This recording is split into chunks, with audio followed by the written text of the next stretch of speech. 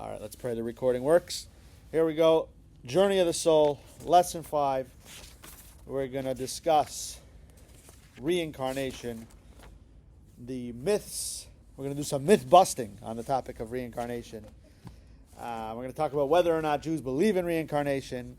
If we do, what's the purpose of it? And what about us? What's our role in this whole process? Last week we spoke about the afterlife. This week we're going to talk about something that reincarnation, which is relevant to both physical life in this world and the afterlife. It combines both the present and the afterlife. And to understand it with the unique Jewish perspective, I think it can also help us deal with our own challenges and loss and disappointment currently in this life. If we frame our understanding of our physical current lives with the understanding of what our role is, that we're going to see today based on the topic of reincarnation. There's a famous story of two men that they applied for the same job, and they were both given a test with 10 questions. After they completed the test, they said, "You guys both got 9 right and 1 wrong. You over here are hired, and you are not hired." So the guy who wasn't hired said, "Why wasn't I hired?" And he said, "This guy over here, when he on question 8 that he got wrong, said, 'I don't know.' You wrote on yours on question 8, 'Neither do I.'" So, well, I did. Yeah, just to understand, of course, like we keep saying, this is a very lofty subject. It's not widely discussed in Jewish writing. We're going to discuss in a minute where we get most of this information from.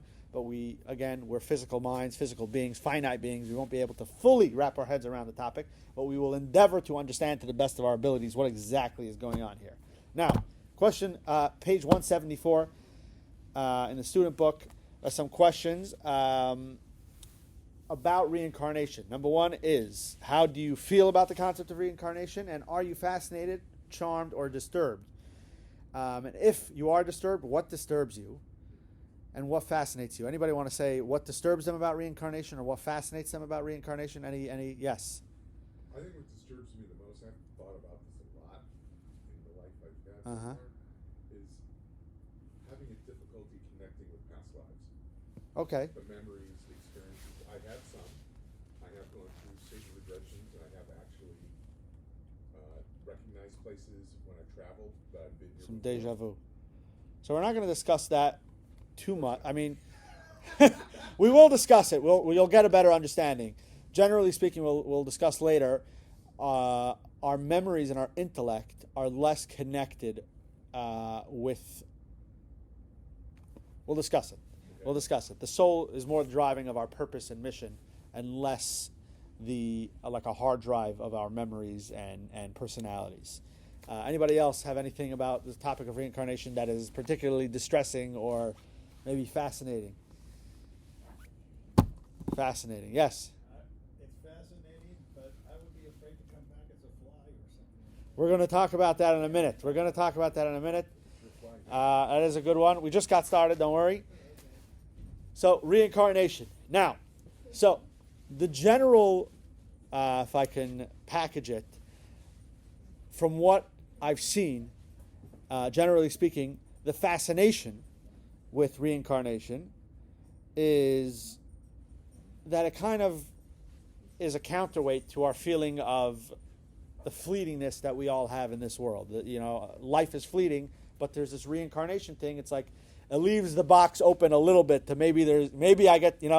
there's always a little bit. It leaves your options slightly open. It feels like there's maybe more to the picture that we're not seeing. We've had more lives. We're going to have more lives. Maybe, maybe we have this past life that we may have some kind of feeling about, or a future life.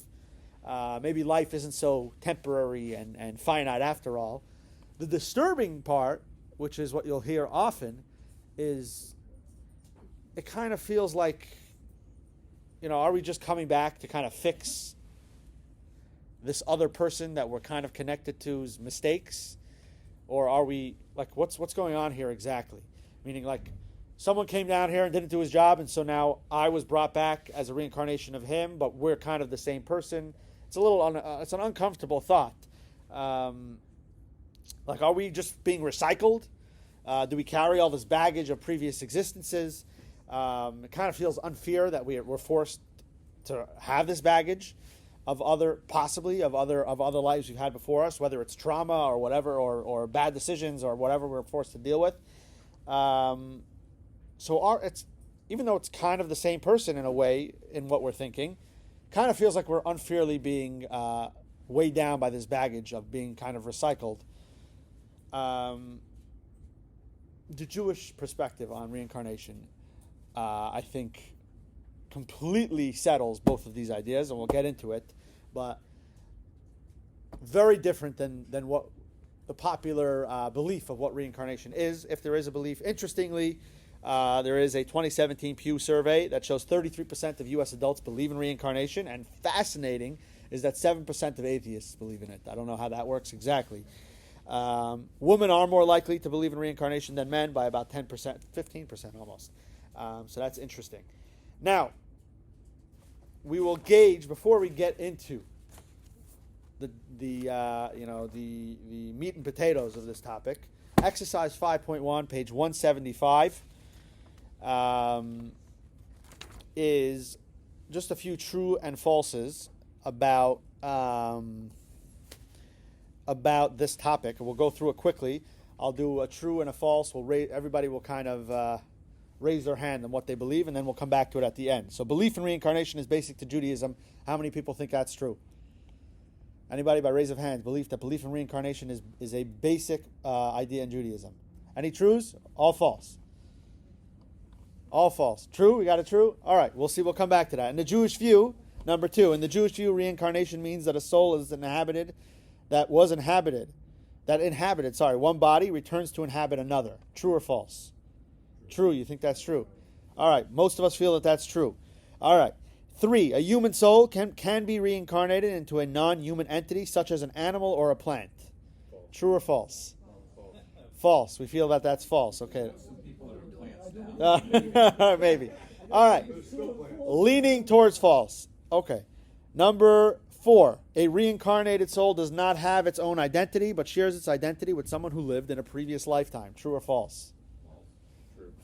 True. All right, that's what we feel.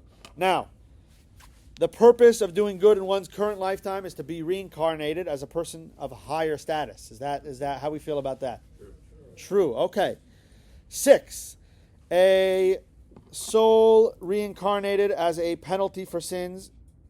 A soul is reincarnated as a penalty for sins committed in a prior life. False, we feel. Okay. Last one, number 7. Most souls today are reincarnations. True or false? True. Okay, so leaning true, but some feel false. All right. We're going to get back to that. Now, before we go further, just want to definitely say that reincarnation is an accepted Jewish belief. We do believe that there is such a thing as reincarnation. As referenced in text 1, you'll see page 176, in the full-length Shema, the Shema prayers that are said before bed. If you look in the prayer book, there is it's a list of psalms and prayers that many have a custom of saying before they go to sleep at night. If you look in the opening paragraph, this is in every different print of the prayer book throughout generations. This existed. Text 1, page 176. Master of the universe, I hereby forgive anyone who has angered or vexed me or sinned against me, either physically or financially, against my honor or anything else that is mine, whether accidentally or intentionally, inadvertently or deliberately, by speech or by deed, in this incarnation or in any other. So we see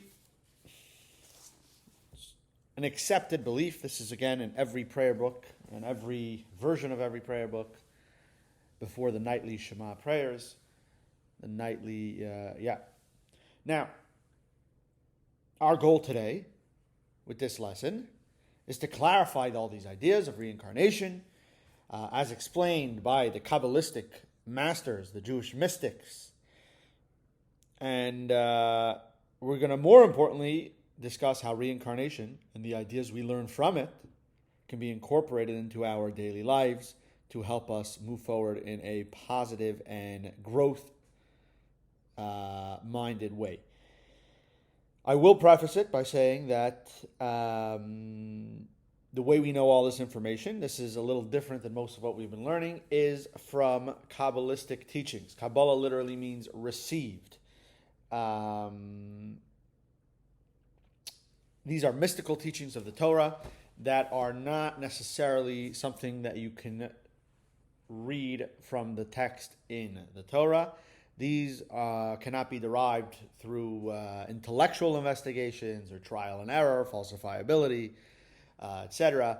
The information about reincarnation was relayed to us by spiritual masters who it was taught down through generations, coming all the way really from Sinai. And this became a much more discussed topic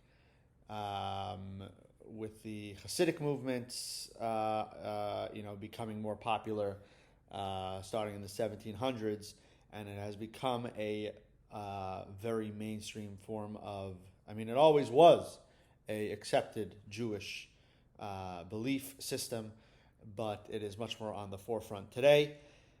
And so just to summarize, many are fascinated, others are disturbed by the idea of reincarnation.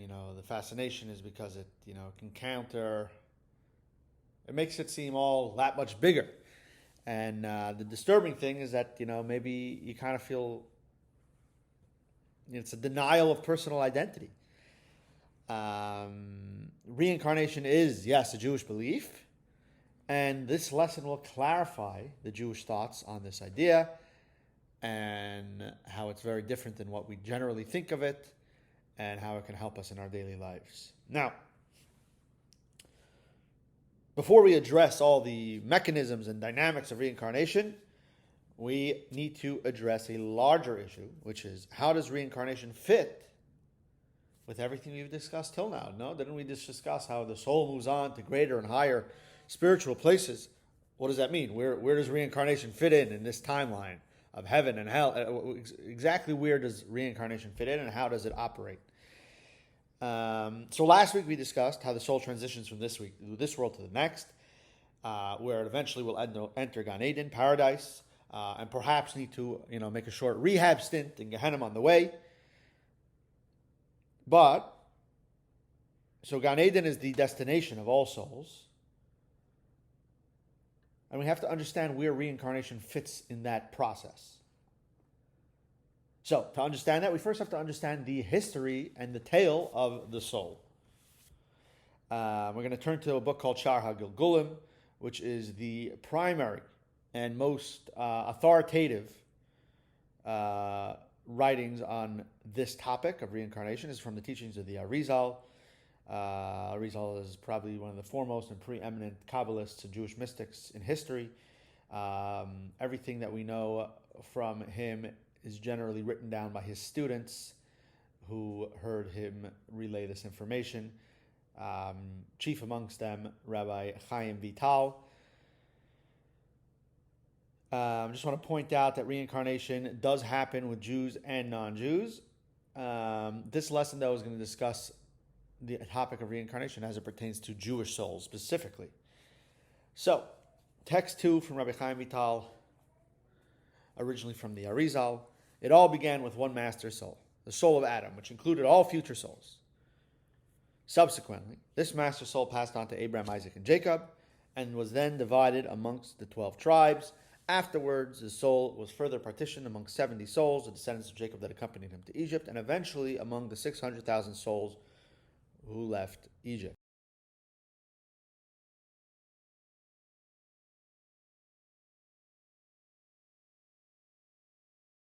$600,000 was about 2 million. If you make the calculation, comes out to roughly 2 million. 600,000 ages between 20 and 60, because it was the kind of fighting age men. 600,000. Interestingly, that's why we say a couple that gets married is kind of two halves of a soul coming together. those 600,000 souls included men and women, because each man and each woman kind of has, in a way, a half a soul that connects when they come together. Now, human existence began with one human soul, one human being. Adam kind of had the master soul. This soul was then passed on to Abraham, Isaac, and Jacob, to the 12 tribes, then to the 70 souls of Jacob's family on the way down to Egypt, which then turned into the 600,000 root souls. And it's kind of like, if you look at the picture, it's kind of like a tree that kind of grows into smaller and smaller, more and more branches. These 600,000 souls are, generally speaking, the root of each and every soul in subsequent generations. We are each of us are a further branch, an aspect of one of those 600,000 souls. And like I said, you can think of it like a tree. We start out like one, and eventually we end up with great diversity, just like any organism that starts with a single cell, can be further broken up into many, many parts. Now, back to Rabbi Chaim Vital's writing of the teachings of the Arizal, text 3, page 178. Furthermore, you must know that every person must fulfill all of the 613 mitzvahs. If a soul does not fulfill all 613 mitzvahs, in action, speech, and thought, it must be reincarnated until it completes it all, and completes them all. So, that's the first thing we establish. Where do you find these 613 mitzvahs? The Torah, that's generally accepted fact. There are 613 mitzvahs in the Torah. Well, I'm not doubting that. I'm just saying. We'll get into it. We'll get in. I want to get that finished. We'll get into it. You're getting tired, huh? You're getting tired. Okay. Now, all 600,000 souls that were present, all 600,000 souls that were present at the giving of the Torah at Sinai, were charged with a mission. What was the mission? To perfect the world through revealing God's presence in it. There are sparks of godliness throughout the world. Our job is to reveal those sparks by doing good deeds, doing good things, mitzvahs, spiritual things, ethical, moral things in all those areas, physical areas, spiritual areas. Now, the process through which this goal is achieved, like I said, is the fulfillment of all 613 mitzvahs that were given at Sinai. There are both positive and negative commandments. What does that mean? There are positive commandments, meaning the commandment to do something, and there are negative commandments, which is a commandment to abstain from something.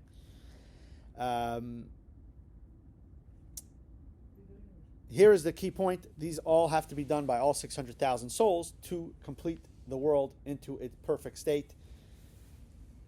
All 600,000 souls were also given a specific part and a specific vital role in this grand plan. We all have our own spiritual journey and our own kind of area that we need to rectify in this world. We need to rectify our own physical bodies and also a portion of the world. The soul accomplishes it through the completion of the 613 mitzvahs that were given to it at Sinai. Now, each positive mitzvah rectifies a part of the world and the body, and avoiding a negative commandment prevents the soul from causing physical harm to itself and the body inhabits and the world at large. So on one hand, we're holding back any bad from coming to the world, and on the other hand, we're bringing good and spirituality into the world. Now, almost none of these original 600,000 souls fulfilled its mission the first time up. It's very difficult, very difficult. First of all, positive mitzvahs were missed. Second of all, negative commandments were violated. So we have reincarnation, which is the Hebrew word for reincarnation is Gilgul. This idea exists in order to give the soul a chance. We're just starting to scratch the surface of this idea. This idea exists to give the soul a chance to come back to this world, come back to the universe, complete its mission, and attain its level of completion of its corner of the world that it was given. You got to bring godliness into this area, and ultimately bring upon the culmination of God's plan to a more perfect world. Now, again, to discuss, just a side note, of the 613 mitzvahs, it's very, very difficult to do them all at once. Some mitzvahs only apply to priests, to Kohanim. Some mitzvahs only apply to a king, for instance. Some mitzvahs only apply to certain times and places, the temple era only being in Israel. We will get to where we discuss what to do about that. It's not just an endless recycling until flip of a coin you end up as a king. It doesn't exactly work like that. It's a good question. I'm not sure, but we'll discuss at the end how to know what your specific mission is. Yeah, that's how it is. Now, the 600,000, just to summarize what we just said in concise words, 600,000 souls that were present at Sinai were all charged with a mission. That each soul has its little area that it's got to rectify, bring godliness into, transform into a godly, perfect world through the performance of the 613 mitzvahs. Most of the original 600,000 souls did not complete this on the first try. Reincarnation gives them a chance to do this again. Now, in addition to fulfilling all the mitzvahs, there is another mission that each root soul has. Text 4, page 178. This is again from Rabbi Chaim Vital, from the Arizal. You should also realize that each individual must study all 4 of the Torah's layers, which are referred to as their acronym Pardes, which means an orchard. These are Pshat, Remez, Drush, and Sod, which is translated, as literal, allusion, exegenic, and mystical. We're going to explain that in a minute. It is necessary for a soul to be reincarnated repeatedly until it completes them all. Now, we're going to first understand what those 4 words I just said mean on a deeper level. Fascinating. This gives you a little window into a yeshiva learning experience on what exactly is going on there and how we learn a lot of what we discuss in the Torah.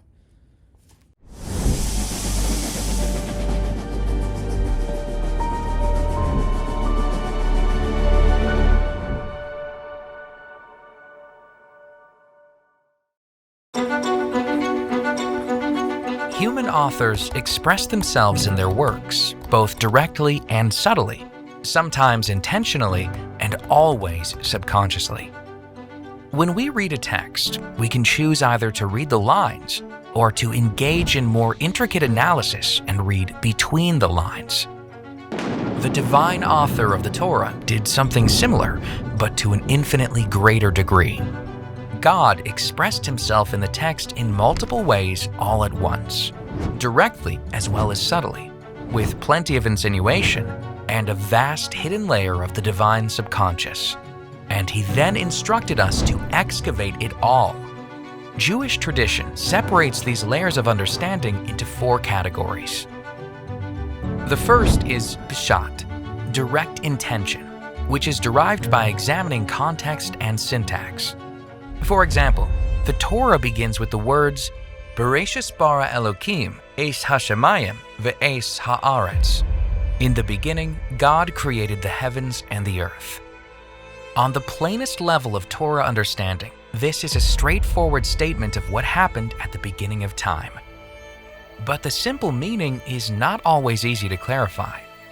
Many biblical commentators, most notably Rabbi Shlomo Yitzhaki, the 11th century French scholar known universally as Rashi, devoted their efforts to clarifying the straightforward meaning of the often mysterious biblical texts. Our second layer of understanding is remez, allusion. This refers to subtle communications that are encoded in the text.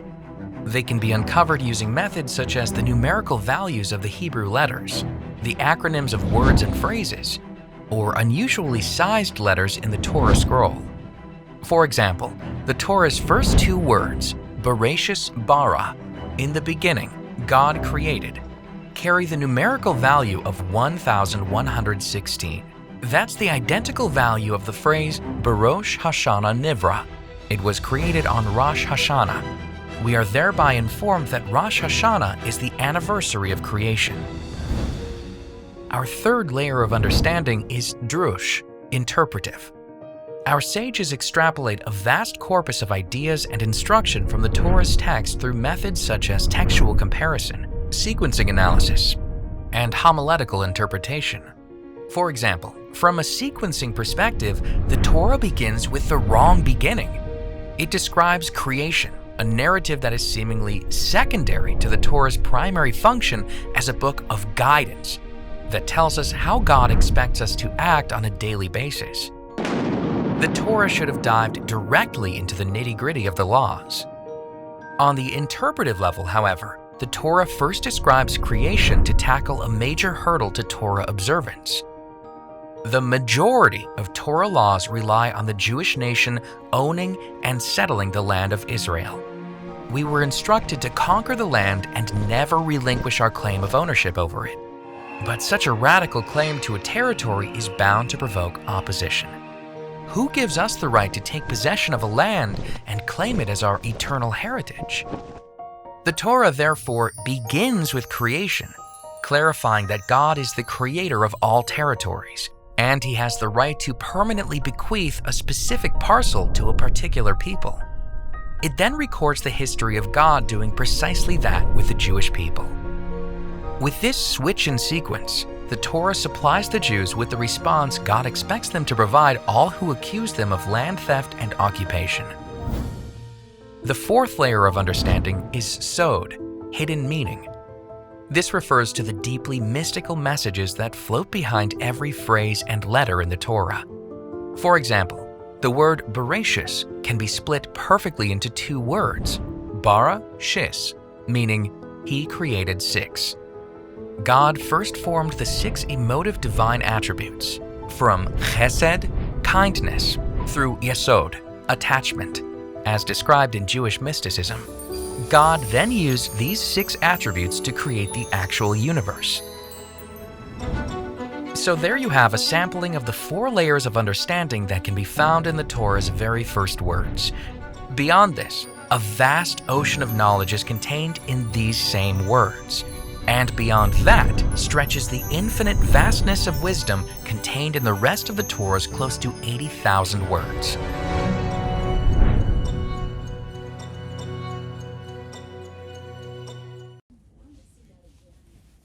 It goes much, much farther than that, believe me. That's just scratching the surface. And that is literally on every single word. There is beyond, we're going to get into it now. Just to go through it quickly. So we have pshat, which literally translates as explanation, which is the simple explanation. We have remez, which is hints and allusions, inferences delivered through a specific word or letter usage, or gematria, which is numerical values, like we said, acronyms, or certain letters that are mentioned at certain intervals. Drush is extrapolates on different layers of ideas and instructions. It also includes the 13 rules that are discussed for a different time. That there are 13 rules about deriving things from text in Judaism. And then the last is sod, which is secret, which is the Jewish mysticism and the esoteric mystical part of the Torah. Now, within each of these four levels and four types of understanding, there exists more than I can count different ways. In each one of these four levels, there are, I don't even know, I can't even give you a number, thousands. There are many Torah commentators that each kind of have their lane where they kind of hang out, and where their kind of explanations lie. Now, generally speaking, any Torah interpretation that you're going to find fits into one of these four categories. They're all valid, and not only valid, but they're part of the Torah, as long as it doesn't contradict with any other part of the Torah. It's logically sound. It makes sense. It can be, the way of arriving there has logic to it. Now, every single soul, according to Kabbalistic teachings, has their own unique understanding in the Torah. For instance, in every single one of these four levels, there are at least 600,000 understandings in each one of these. Now, every single soul has their own understanding and their own little piece of each one of these four things. So we all have our own secret of our own part of the Torah, our own interpretation of the Torah, that and our own lessons from the Torah that are each, so we have one in each one of these 4 sections. And it's our job, as we're going to see in text 5a, to uncover that and to work to reveal that to the world. As you see in text 5, page 179, every single day, this is in the prayer book, after every time the Amidah, the highlight of the prayers, is said, it ends with this prayer, which is, this is said before praying starts every morning, which is, may it be your will, our God and God of our fathers, that the Holy Temple be rebuilt speedily in our days, and grant us our portion in your Torah. That last line, and grant us our portion in the Torah. Why do we mention that every day? It's because every one of us has our own personal part of the Torah that we are charged with exploring and uncovering, and we're asking God for some assistance in achieving this mission, to bring this divine light into the world that is our own unique personal part of the Torah. Text 5b, page 180. As explained in numerous sources, the soul of each Jew has a specific segment of the Torah which is particularly associated. This explains the phrasing of our sage's statement, grant us our portion in your Torah. Our portion implies that each of us has a unique portion within the Torah. This concept is further expressed in our sage's statement that there are novel Torah concepts that an accomplished student of the Torah is destined to introduce. In other words, the entire universe anticipates the birth of this particular diligent student, awaiting the moment that this student innovates, meaning uncovers this specific concept within the Torah, for this concept is this student's portion in the Torah. So, not only must every root soul, every one of the 600,000 root souls, study all 4 portions of the Torah, all 4 dimensions of the Torah, but not only does it have to study it, but it also has to uncover its own unique part in the Torah. And all of creation is waiting for each one of these 600,000 souls, the root souls, to complete this task. And if the soul can't accomplish it in a certain lifetime, it'll come back again to give it one more go. As you see in figure 5.1 on page 181, to summarize, in order to fulfill its mission and gain rectification, each one of the 600,000 root souls must, number 1, fulfill all 613 mitzvahs. Number 2, study the Torah using all 4 different ways of interpretation. And number 3, it needs to reveal its own unique part in the Torah, as we see here. So, to summarize, we got 4 ways to interpret the Torah, 4 different dimensions, levels of understanding the Torah. Each of us and our root souls are charged with not only learning those 4 parts, but also uncovering our own unique part that we were given to uncover and bring into the world. And if our root soul didn't accomplish that in the beginning, there will keep being reincarnations for it to give it another chance to do that. Now, we come to the mechanism of reincarnation, page 182 in the student book.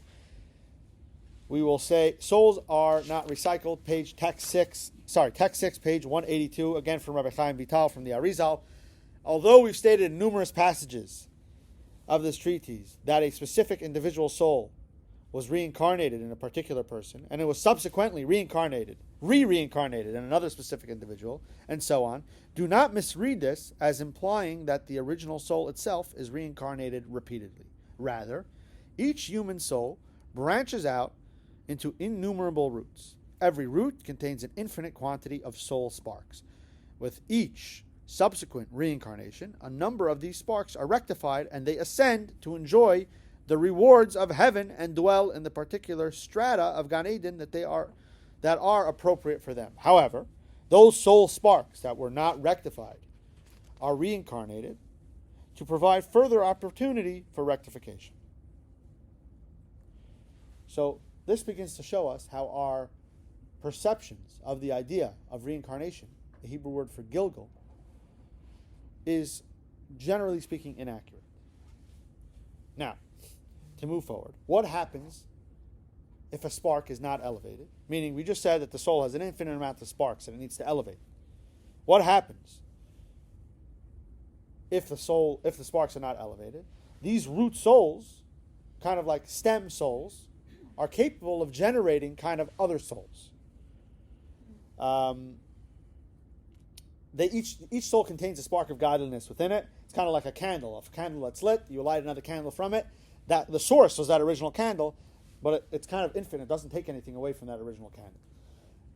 You can look at it as a tree, another explanation like we just gave before. Kind of more and more roots come from the same tree.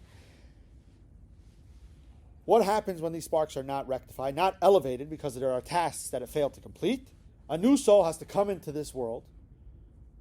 So a new soul is grafted, kind of, from this stem soul, like a tree that is grafted from an old one. Similar to like DNA. You can take a toenail and you can see the entire DNA of a person in it. So you have a soul, a stem soul, a spark soul that is grafted from the original soul, which contains a whole soul kind of within it, like the whole DNA within it. And it comes back, that unrectified spark of the soul that has not, that little corner of purpose that has not been achieved yet, comes back to this world as kind of a new grafted soul that needs to fulfill its ultimate potential in this world. Now, so to understand, we are each independent beings. We are each independent beings with a particular mission of our own and a unique soul. Why? Because we are every soul, like we said before. Is everyone with me here? All right. So let's get into it. Every soul encompasses numerous sparks of spirituality and holiness. When a mitzvah is done properly, when a good thing is done in this world, the corresponding spark in that root soul is now rectified and completed. Let me just finish this. When that host individual, when that root soul host dies now, all those refined sparks from the good things they did in this world return to their divine source, return to heaven where they came from, and there they experience the godly revelations that are generated by their actions, like we discussed in the past.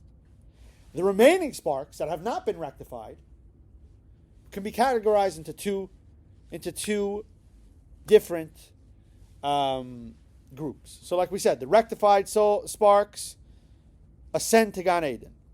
The unrectified sparks are divided into two groups. Number one, we have unrectified sparks that correspond to positive mitzvahs, meaning dues. God told us to give charity to the poor. This individual that hosted this soul ultimately, unfortunately, did not manage to achieve that in this lifetime. That spark of his soul has not been rectified. So what happens now? Let's say that person did a great job at honoring his parents. The spark of honoring his parents elevates to Gan Eden. The spark, the energy behind the mitzvah in his soul of giving charity has not been completed, so to say. It has not done its mission. So what happens? It needs to be grafted into a new soul to reincarnate in order to attain that level of perfection for its host soul.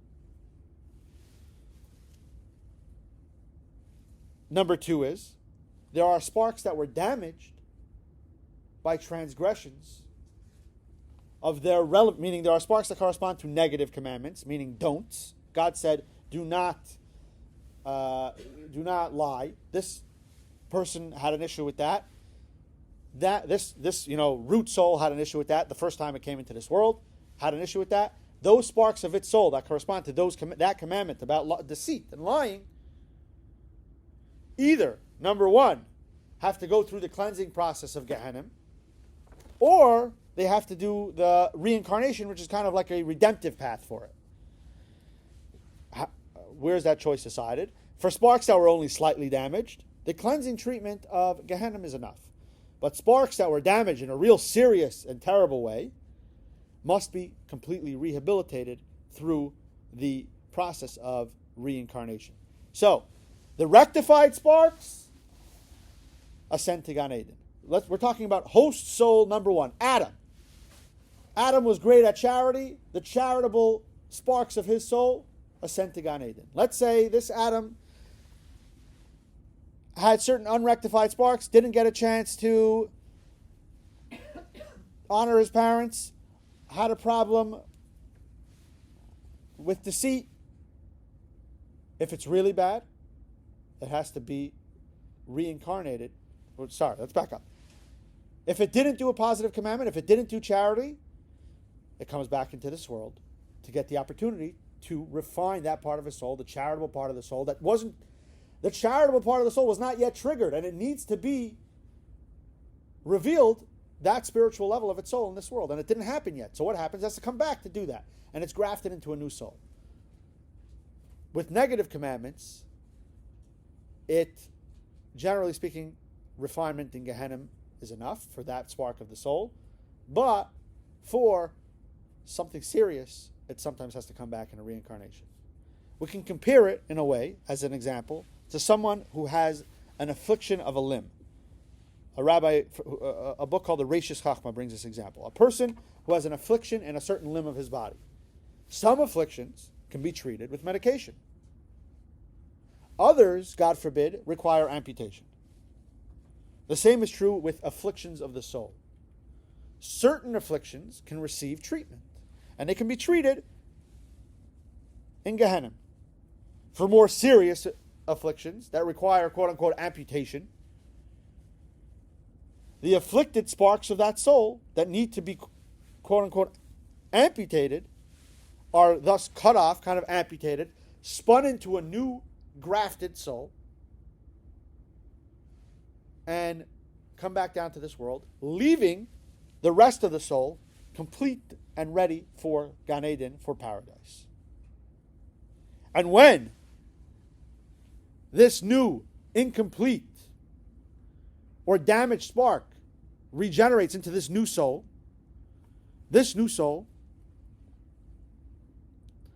yes, it is required to do all 613 mitzvahs, and it gets, the rewards of paradise, and there's heaven and hell and reward and punishment for all those things. But the key to this new grafted soul's progress in this world, and its foundational drive, and the drive and mission of its existence, is that spark which was unachieved in its previous life, that spun into its new soul, that this person now carries. That's the driving mission of this person's life. So you got a tree. You got A right. You got soul A right here. Soul A was good at charity. Soul A didn't fulfill the mitzvah of charity. This is root soul right here. Didn't fulfill the mission of charity. That spark of its soul, the charitable spark of its soul, is spun off into Mr. B.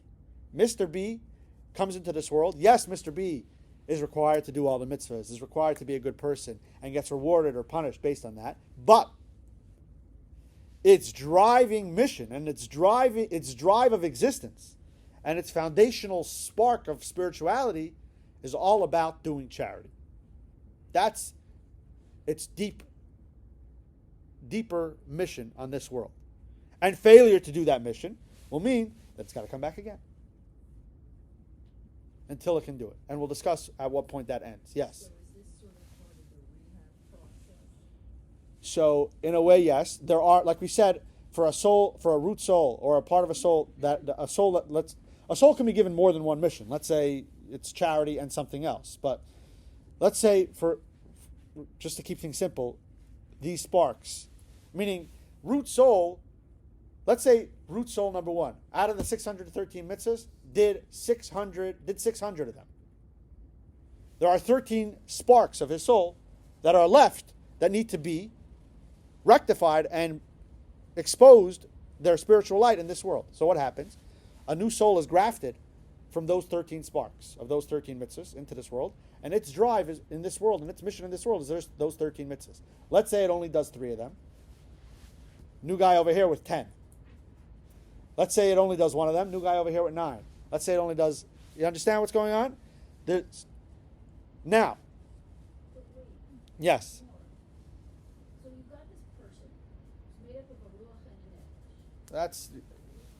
Yes, but for purposes of today, ruach and nefesh are all part of the same soul, and every graft soul has a ruach and a nefesh. Okay, so then they're all made up of these little pieces of sparks. Yeah, on a deeper Kind of level. contained within this. Yes. It's a fire. What's a fire? A fire is a million sparks. It's So it's made up of this corporeal form. It's made up of actually, it's not a form. It's just sort of a. yes, it's a gathering of sparks of So spark.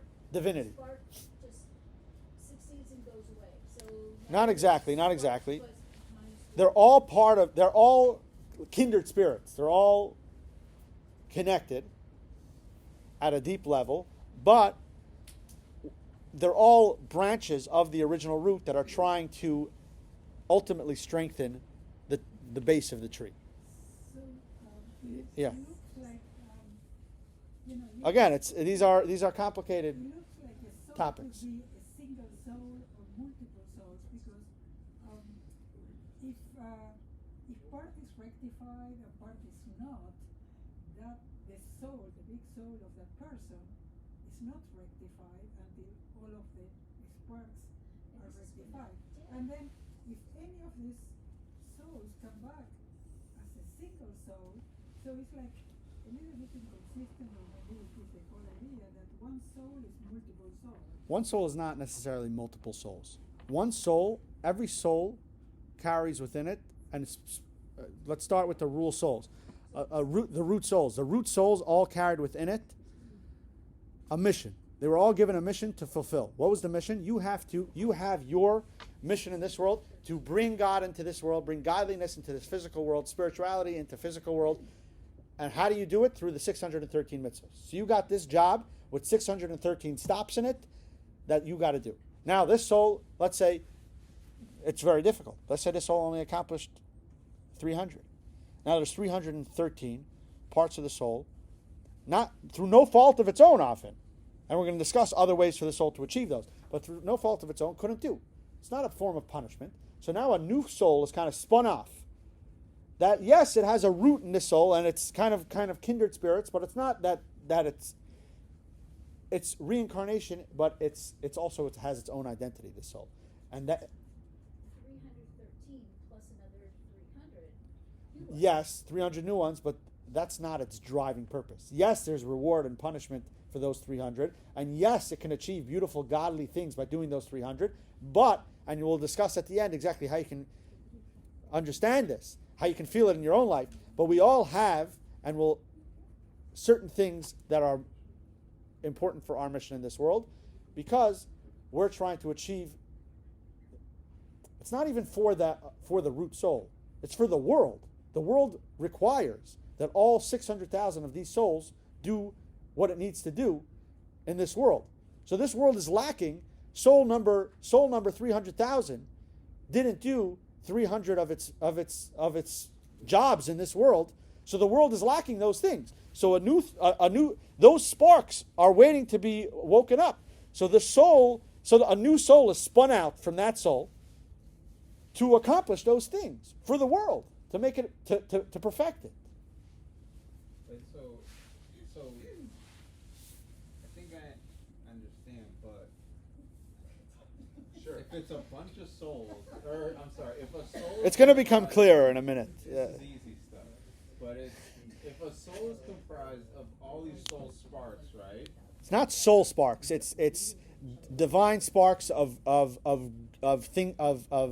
mission sparks. We'll call them. Yeah, those are Okay, not soul so- sparks. Those There, every soul has mission sparks. The root souls had 613 mission sparks. confused that- So that's a better word for it. But let me finish my Yes. at least, right? Missionary is a So does that mean then my soul potentially, right, is existing here and in this other place at the same time? You have. It's kind of like your grandfather existing in another place. So you come. Gotcha. You're related, and yes, in a way you're connect. You might have kindred spirits of 20 other souls that are all from the same root soul, I got you. and I'm sure you do. All right. Not necessarily me. Now let's continue. Just to summarize quickly in concise terms. Yes, quickly. Sorry, let me And it had 613 missions in this world. Right. Okay, so not all of them got done. So some of the sparks might have gone here, some of the sparks might have gone there. Eventually, the theory is all of those sparks will come back together. No, they won't come back together. Each mission will be accomplished, and the world will come to its completion and its perfection. All right, let's continue for a second. To summarize, when a person dies, all the refined sparks of their soul return to their heaven. A new soul containing any of the unrectified sparks is then grafted from that stem soul, and the key to that new soul's progress is the elevation of its foundational sparks and its foundational mission sparks that it contains. Now, there are other reincarnation options to make it even more confusing. There is something called partial reincarnation. This is known as Ibur. Yes, there is, and we will get to that. There is something called, and each one has their own purpose. Each one has their own purpose. There is something called partial reincarnation.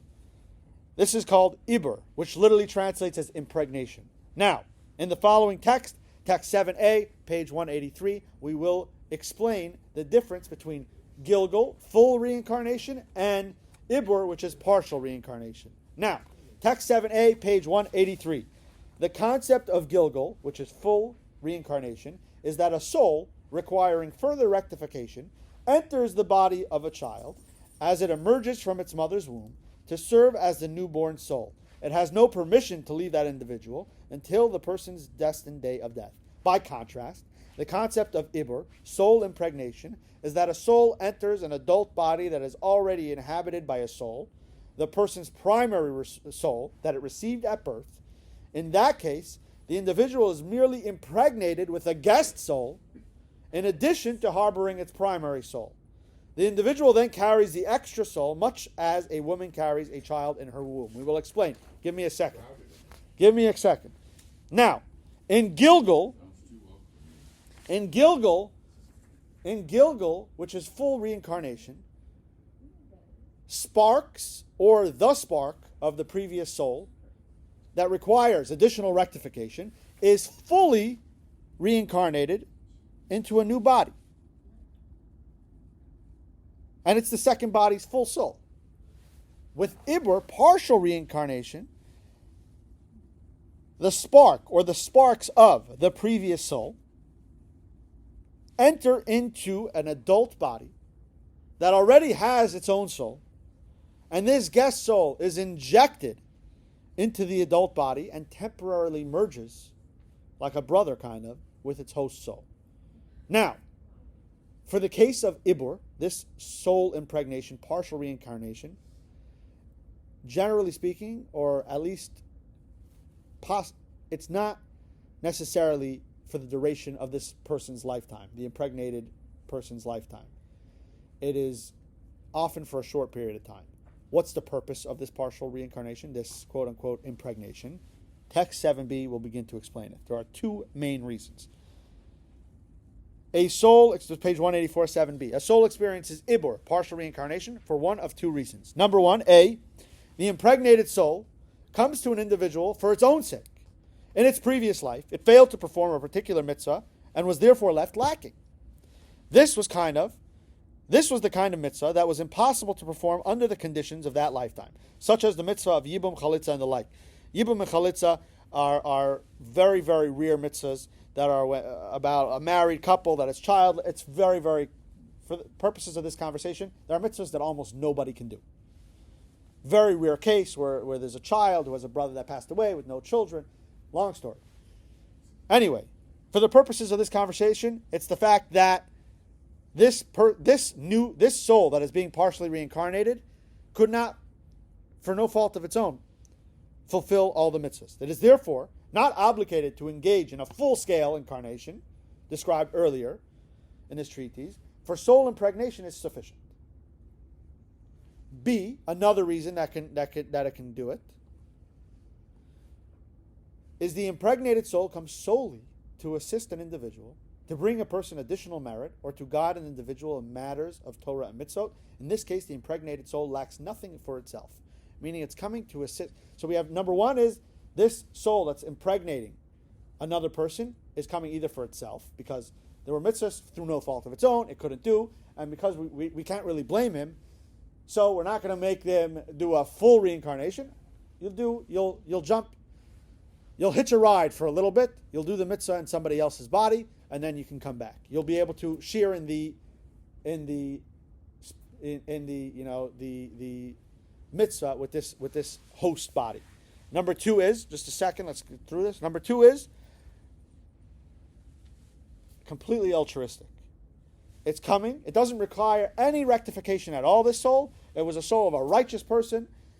It's a lofty soul sent down to this world on a mission to assist a person. Let's say this person is already a righteous person, and as a reward, it kind of gets to host, as a guest, the soul of another righteous person to help it grow even higher, to even higher levels of spirituality.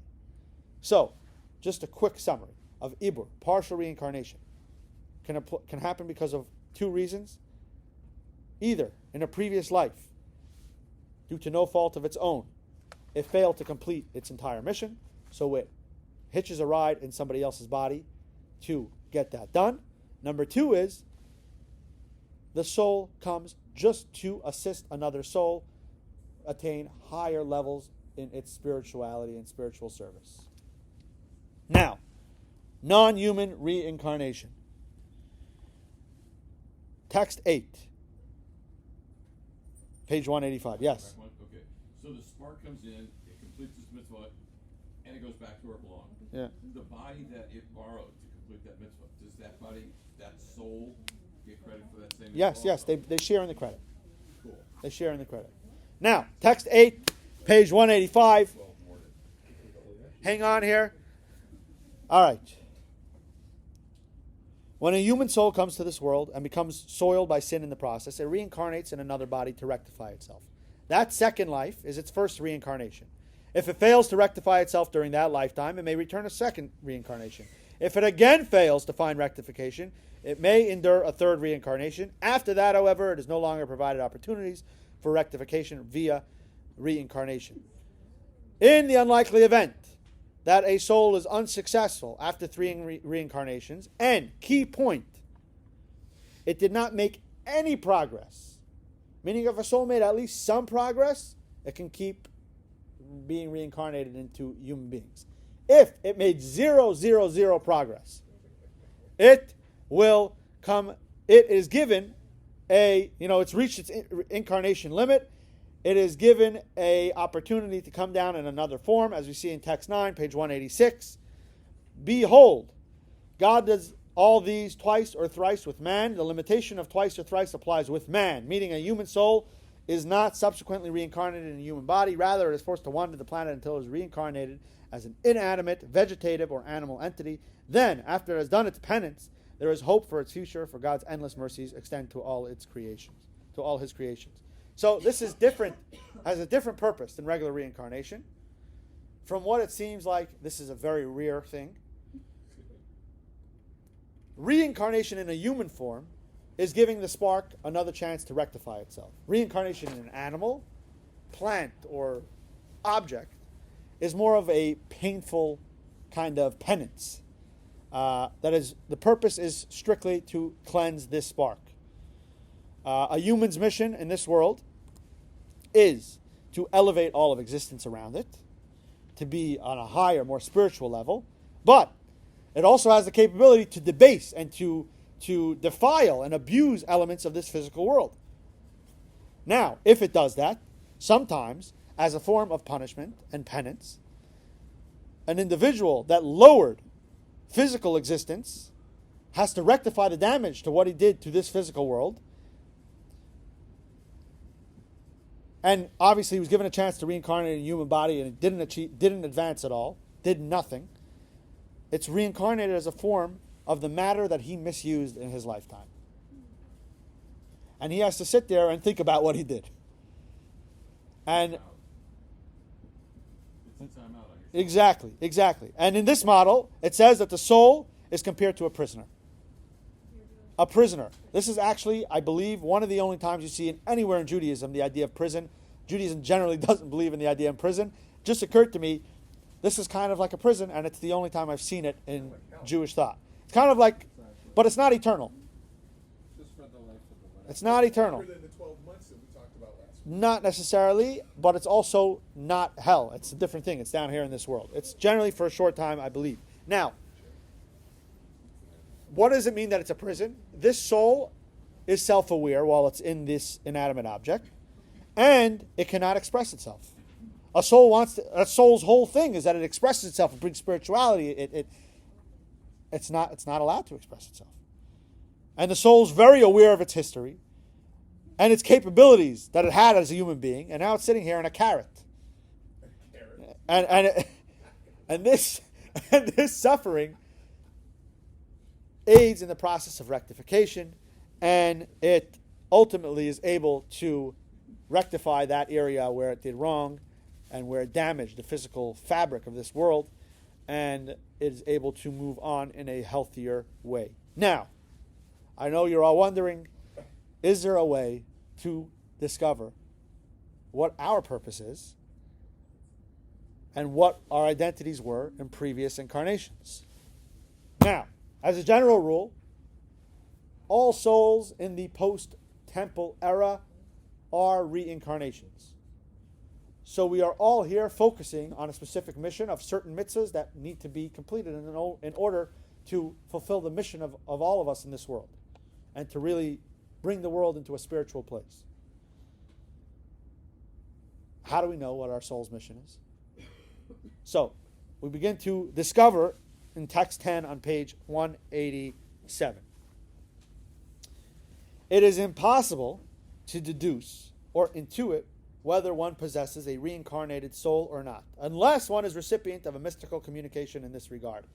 Fascinatingly, I'm not this type of guy generally, but I had a dream about whose soul I have when I was a kid. Weird story. We'll get to it a different time.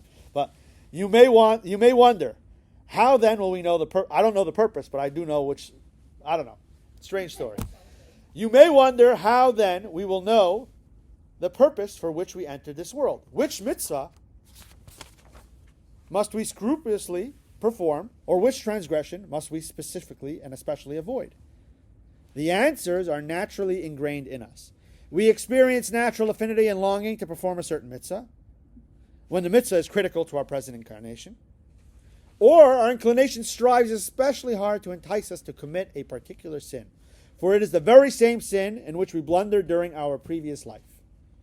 So, yes, it is impossible to know or feel clearly our previous incarnation, unless, yes, we have some kind of inside information. Why? Because a soul is not like taking a hard drive out of one laptop and putting it into another laptop. It's more like taking a battery out of one laptop and putting it into another laptop.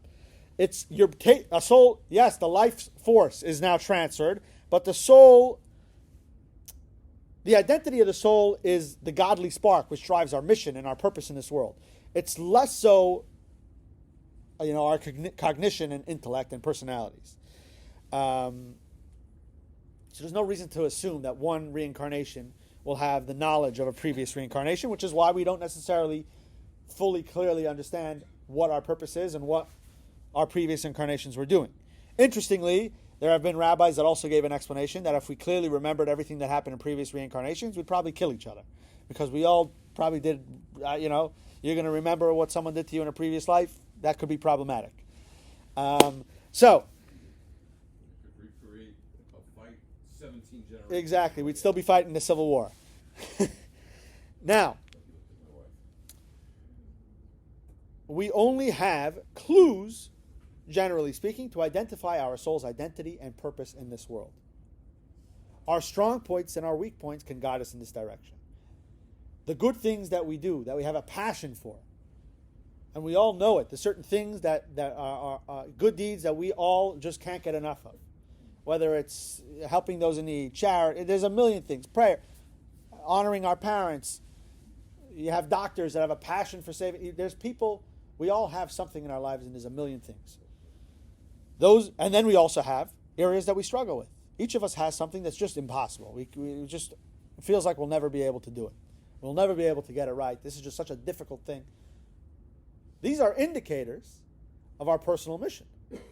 And by focusing on these aspects, we can perfect our soul and play our completed, perfect part in our human mission to perfect the world and make it a godly place. Amazingly, there's a beautiful letter from the Rebbe that drives home this point, addressed to a man who was talking about his marriage and how terrible it was. Text 11, page 188.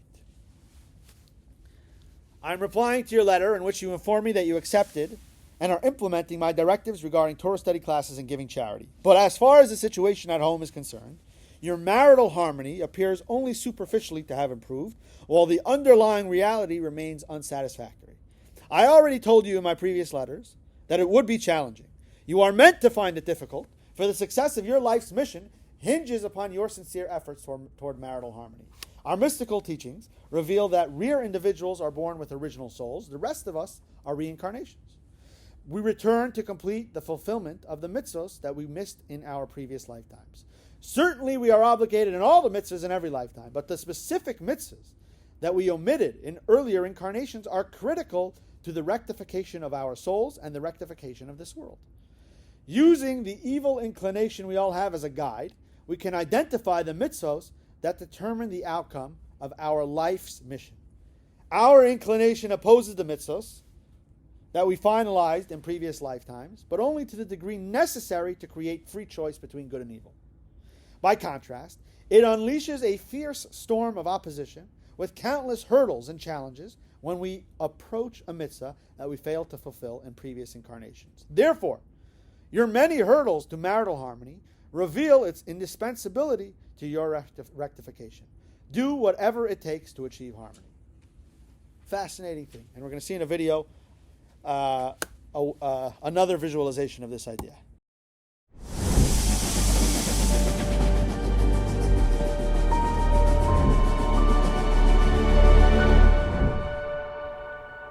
Today's reflection is going to help us try to relate to the idea that our souls came to the world this time around for a special purpose. A mitzvah, a good act that has special value in this lifetime. Now, how can we know such a thing? To a great extent, we can't. However, there's a way that we can catch a glimpse into what is important for the soul in this lifetime. And that is by way of a metaphor which we will now visualize. Picture in your mind's eye, you are leading an army out to battle. If the militaristic imagery is not to your liking, you can imagine a game of chess. The same idea applies.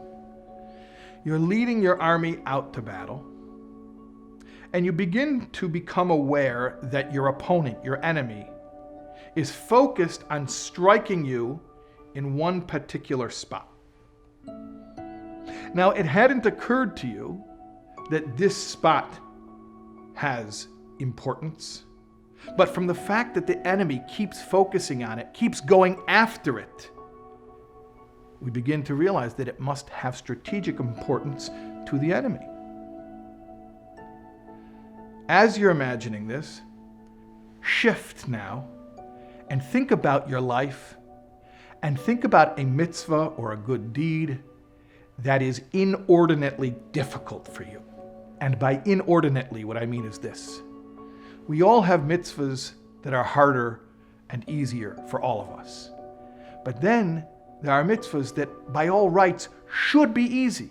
It shouldn't be so challenging, and for some inexplicable reason, we just keep having resistance in that area. Why are we having inexplicably more resistance in that area? Why? Because it has that much more strategic importance, and therefore all things in the universe being counterbalanced, our Maker has allowed a special resistance, a special challenge to give us pushback in that one area that we most need to overcome. So imagine, connect to yourself, think of yourself, think of that area, that mitzvah that's the hardest for you, the one that keeps on challenging you. And now imagine it, rather than as something that you're frustrated about, imagine it as your most precious asset. So precious that the enemy is specifically focusing on it. Let's take a moment to try to think of that mitzvah that is the most difficult, and to now see it as that mitzvah which in this lifetime is apparently the most important and most impactful. We'll take a moment now to envision this, to connect to this feeling. Feel yourself being empowered, knowing that this mitzvah has so much power, so much influence, and that is where the resistance is coming from.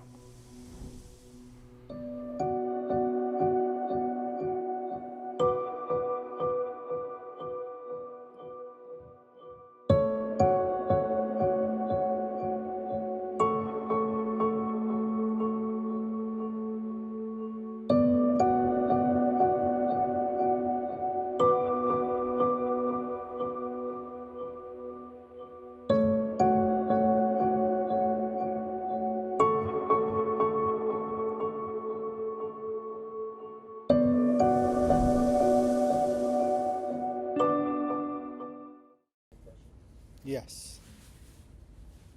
When we give birth to a child, are we creating a soul?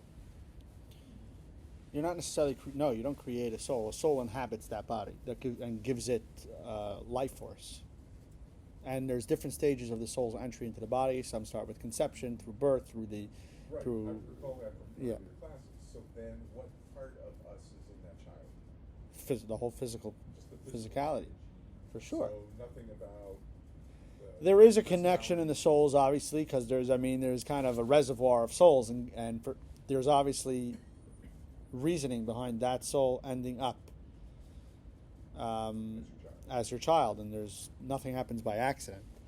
So there's definitely a connection there, and for whatever reason, that soul was destined to be your child, and it's a gift to you all that you were deemed capable of handling this soul and of and guiding it in the right direction, that it should fulfill ultimately its mission. And part of that's kind of on you, and that's also why in the previous lessons we've learned that children doing anything good in this world is ultimately also a credit to their parents and grandparents and all their ancestors, even when they're in heaven, and it helps them go to higher and higher levels, because ultimately it doing its mission is also credit to you.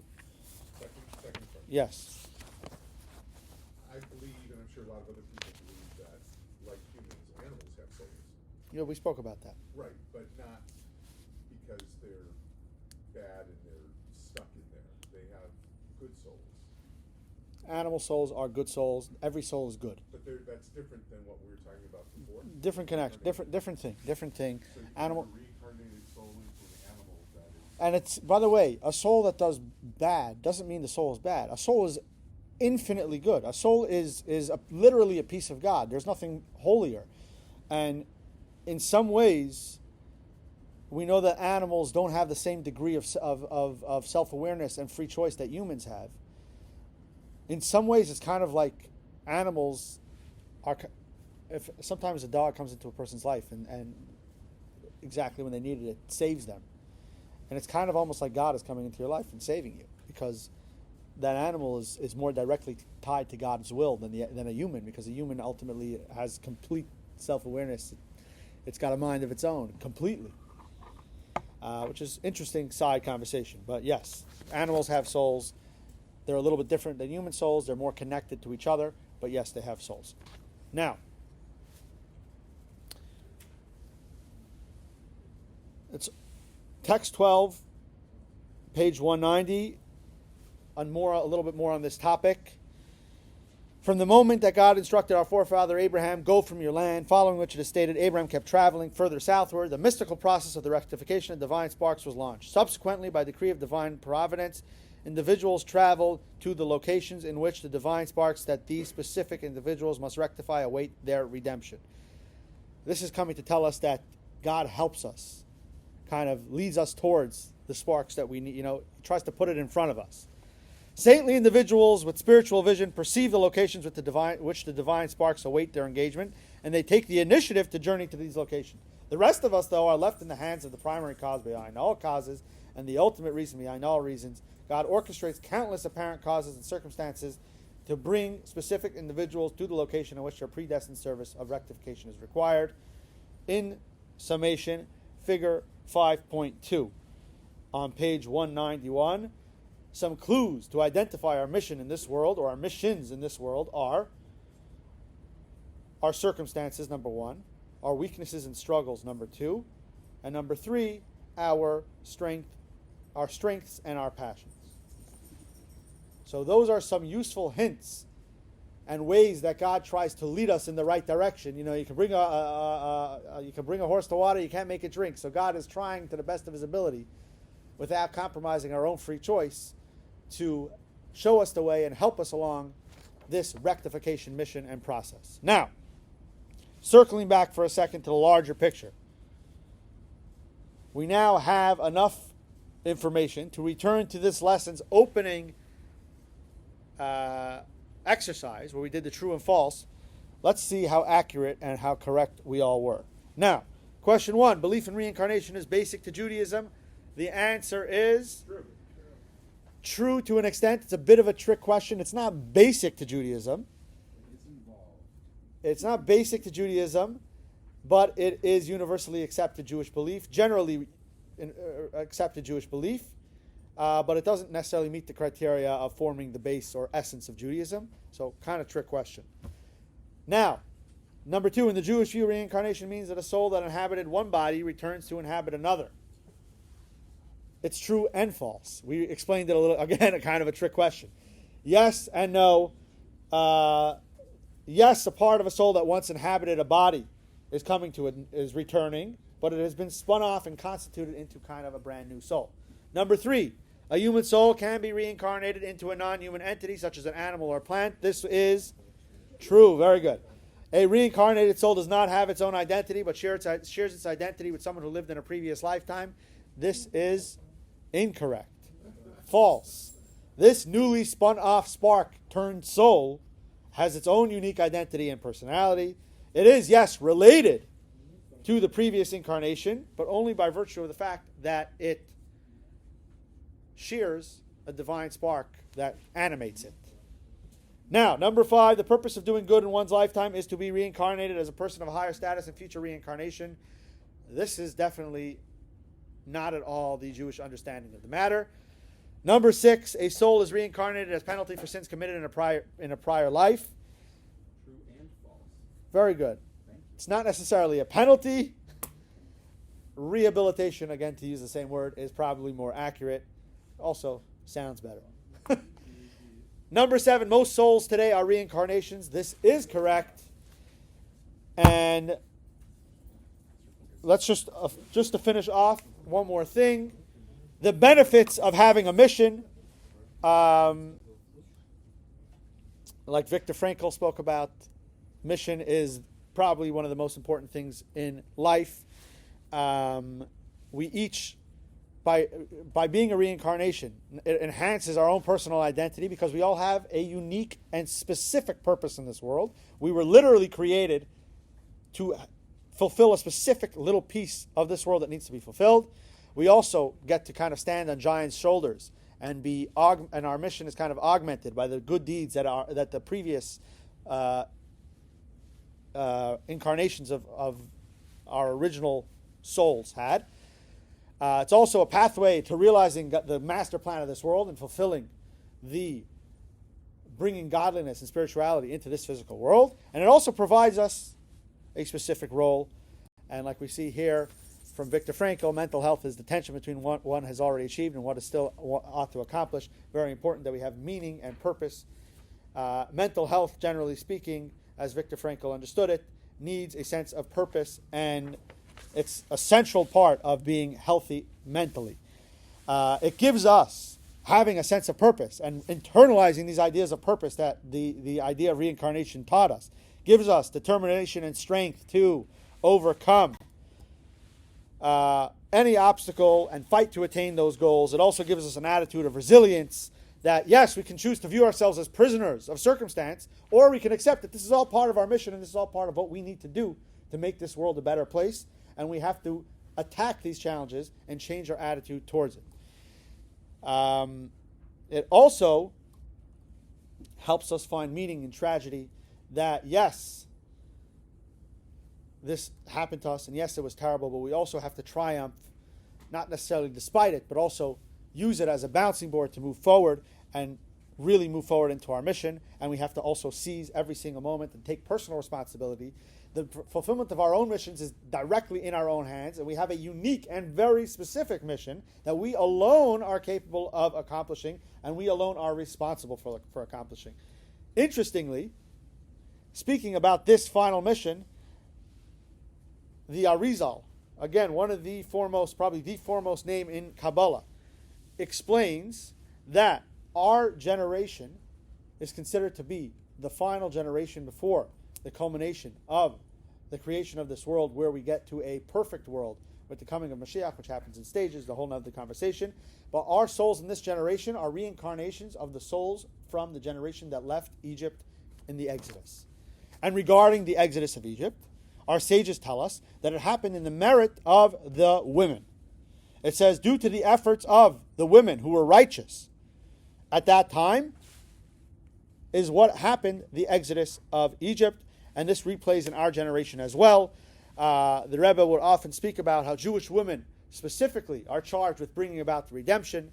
And generally speaking, you'll find that Jewish women are much more eager to embrace this idea of perfecting the world and bringing it to its, culminating with its ultimate redemption and pushing towards that ultimate goal. And generally speaking, the idea of redemption is always attached to women. We see it by Egypt, leaving Egypt, the Exodus. We see it even by Hanukkah. In the depths of the difficult times before the miracle of Hanukkah, we see the story of Yehudis, Judith, who actually, by herself, killed the biggest general of the Roman army. Fascinating story for another time, which led to the culmination of the redemption of that time. And we believe it, that the women of this generation are the ones who are pushing us towards the finish line. And it's important, the Rebbe would speak about, to accord women their respect that they deserve for facilitating this incredible job. That is kind of their mission, in this part of their mission into this world. Exercise 5.2 on page 195. From the various ideas offered in today's lesson, record a point that resonates with you most and identify a mitzvah which you feel a strong connection and one that might constitute the reason that your soul Lesson re-entered this world. Where we Let's go see again. The key points video, 1. which for some reason didn't work the last Adam possessed the Jewish master soul that ultimately branched out into the 600,000 souls that received the Torah at Mount Sinai. All subsequent Jewish souls are offshoots of these soul roots. 2. The 600,000 primary souls were each given a part of the world to perfect through fulfillment of the 613 mitzvot. When a soul accomplishes its mission, it itself also gains rectification and elevation. 3. Every root soul must also study each of the Torah's 4 layers of teaching and uncover its unique part in Torah. 4. Few, if any, of the original souls completed all 613 mitzvot, nor the required study during their original lifetimes. Reincarnation provides souls with additional opportunities to complete their missions and the rectification of the world and themselves. 5.